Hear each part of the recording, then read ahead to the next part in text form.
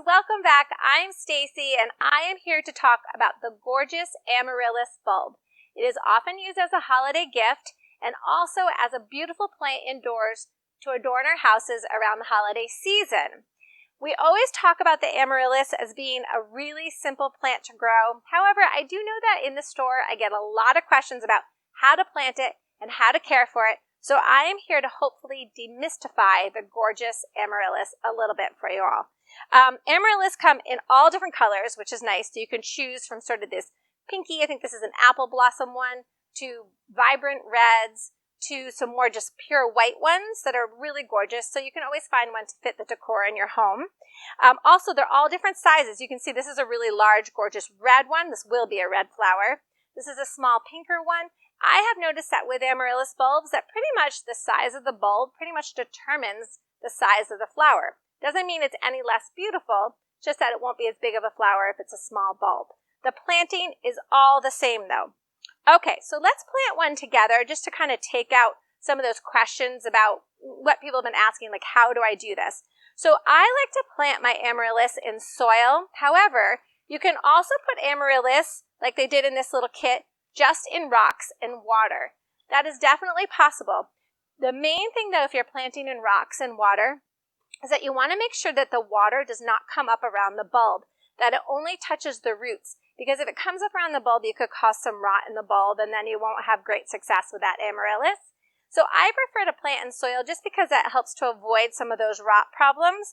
So first I'm going to start with a pot. This pot, typically what you want to do, I'm going to use this large red bulb. Really, you only want the pot to be about 2 inches wider. However, that being said, you can take a lower dish and you could plant several Amaryllis bulbs into one pot, which makes a gorgeous statement, a beautiful centerpiece. So I'm going to take this red large bulb that has a really nice root system. This is something you really want to look for when you buy an Amaryllis bulb that has a healthy, good root system on it. Then I'm just going to take and fill this pot about halfway with soil. I don't want to go all the way because I'm not going to bury this bulb completely. And I don't really want to pack the soil down because you want to keep it kind of loose and have really good drainage. The other thing that's really important is that I'm planting in a pot that has drainage. This is key for planting any kind of bulbs, whether it's inside or outside. You always want to have good drainage for bulbs. So here I've filled this pot about halfway. I'm going to make sure that these roots are kind of spread out on the soil.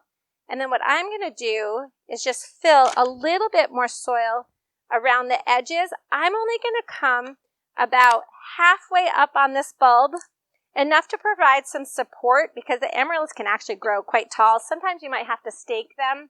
You'll find that, and that's okay. You can do that.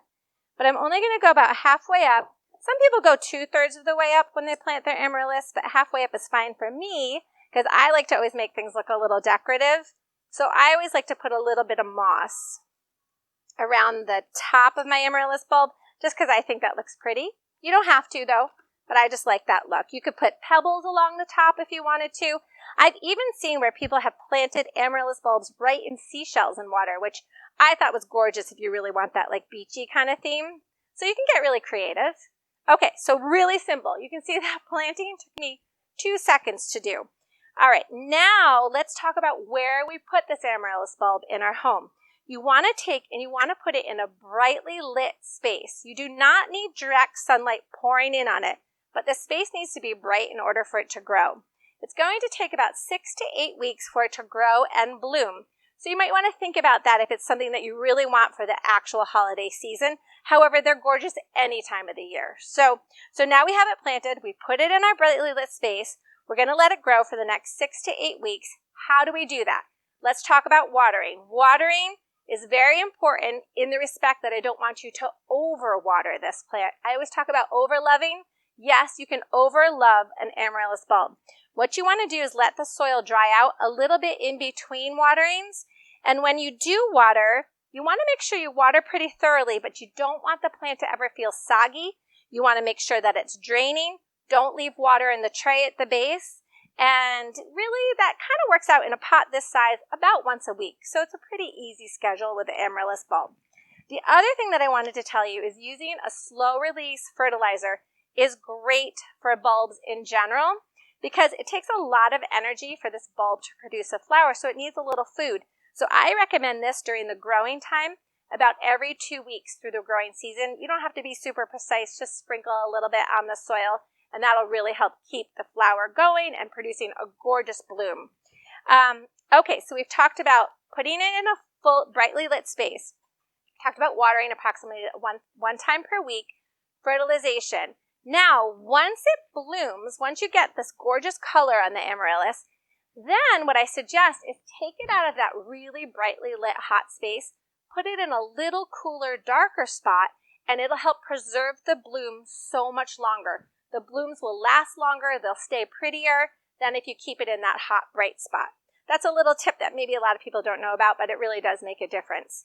Now, here's the next question that I always get. What do I do when the flowers have faded, when they've gone by? Yes, they last for a long time, but they do go by, just like all flowers do. And here I have an example. All right, so here's one. You can see the flowers are really starting to pass, and some have completely passed. So often you'll get several flowers on one stem. What I do is I usually cut this right off at the base. This little nodule right here, it will take all the energy to help produce seed, and we don't want to do that. You just want bloom. So typically on a flower like this, I would cut all those back. Now, on this actual stalk, all the flowers on the stalk have gone by, so I'm going to cut this all the way down to the base. And the reason that I'm doing that is because we want the energy to go to this bloom over here. Possibly you might even get another bloom coming up. Now people ask, how do I get this to rebloom after it's totally done? And you can absolutely do that. So just like I did here, cutting this whole stalk off, for instance, I have one here that you could do that. We can cut this whole stalk back. And now we're just left with leaves. So now you would keep this amaryllis just like this in the pot with just the leaves and treat it just like you did when it had flowers on it. You're going to water it probably about once a week. You could cut your fertilization down to probably about once a month, and you're going to keep it all the way through the spring and the summer months.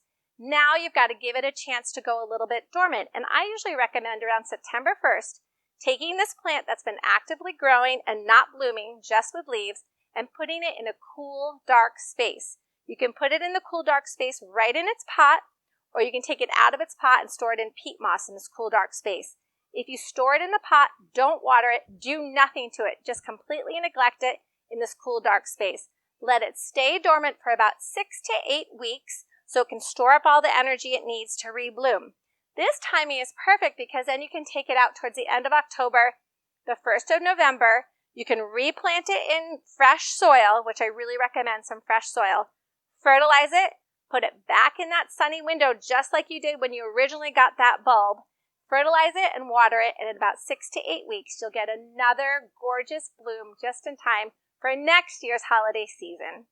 So thanks a bunch. Hopefully we've demystified the gorgeous amaryllis bulb for you just a little bit. See you next time.